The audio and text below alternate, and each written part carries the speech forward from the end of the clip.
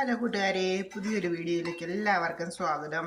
ഇന്ന് നമ്മുടെ ladies finger, നമ്മുടെ വെണ്ടയ്ക്ക അല്ലേ, ഇംഗ്ലീഷുകാർ പറയുന്ന നമ്മുടെ ലേഡീസ് ഫിംഗർ കൊണ്ടുള്ള ഒരു തീയലാണ് തയ്യാറാക്കിയിട്ടുള്ളത്. അപ്പം നമ്മുടെ വീട്ടിൽ നട്ടു വളർത്താറുണ്ട് വെണ്ടയ്ക്ക അല്ലേ, അല്ലെങ്കിൽ നമ്മൾ കടകളിൽ നിന്ന് വാങ്ങും വെണ്ടയ്ക്ക. വെണ്ടയ്ക്ക വളരെ ആരോഗ്യപ്രദമാണ്. അതിൽ പല വിറ്റാമിൻ പോഷകഘടകങ്ങളൊക്കെ അടങ്ങിയിട്ടുണ്ട്. വെണ്ടയ്ക്ക നമ്മൾ പച്ചയ്ക്ക് വരെ തിന്നും. നമ്മുടെ വീട്ടിൽ നട്ടു വളർത്തുവാണെങ്കിൽ നമുക്കതിൽ നിന്ന് ആ ചെടിയിൽ നിന്ന് പറിച്ച് പിഞ്ചിൽ കഴിക്കാൻ നല്ല ടേസ്റ്റുമാണ്, നല്ല രസവുമാണ്. അപ്പം നമ്മളെല്ലാവരും ചെറിയൊരു അടുക്കളത്തോട്ടം സംരക്ഷിക്കണേ.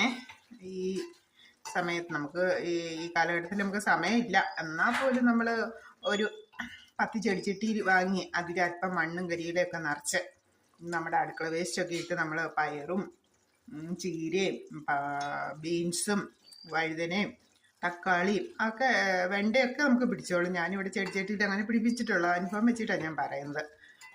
അല്പം നമുക്ക് കിട്ടുന്ന സമയം എപ്പോഴെങ്കിലുമൊക്കെ നമ്മൾ അതിൻ്റെ ചുവട്ടിലൊന്ന് ചെന്ന് അവരോട് വർത്തമാനമൊക്കെ പറഞ്ഞു കഴിഞ്ഞാൽ അവർ നല്ല കായ് നമുക്ക് തരും. ഇന്ന് നമ്മുടെ വെണ്ടയ്ക്കാത്തീലിൻ്റെ കഥയാണല്ലോ പറഞ്ഞുകൊണ്ടിരുന്നത് അല്ലേ.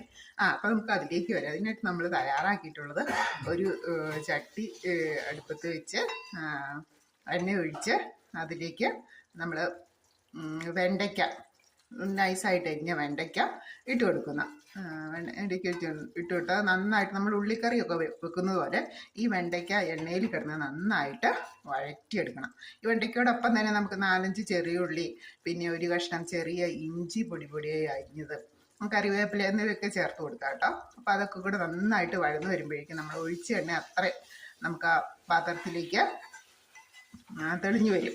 അപ്പം അങ്ങനെ നന്നായിട്ട് തെളിഞ്ഞു വന്നു കഴിയുമ്പോഴേക്കും നമ്മൾ സാധാരണ ഉള്ളിക്കൊക്കെ ചെയ്യാറുള്ളവർ അല്പം തേങ്ങ ചിരണ്ടി, നമ്മൾ എന്തോരമാണോ എടുത്തിട്ടുള്ളത് വെണ്ടയ്ക്ക് എടുത്തിട്ടുള്ളതിന് ആവശ്യത്തിന് അരപ്പ് പാകത്തിന് തേങ്ങ ചിരണ്ടി അതോടൊപ്പം തന്നെ സ്വല്പം മുളക് പൊടി, ഒരു സ്വല്പം മല്ലിപ്പൊടിയും കൂടെ ചേർത്ത് നന്നായിട്ട്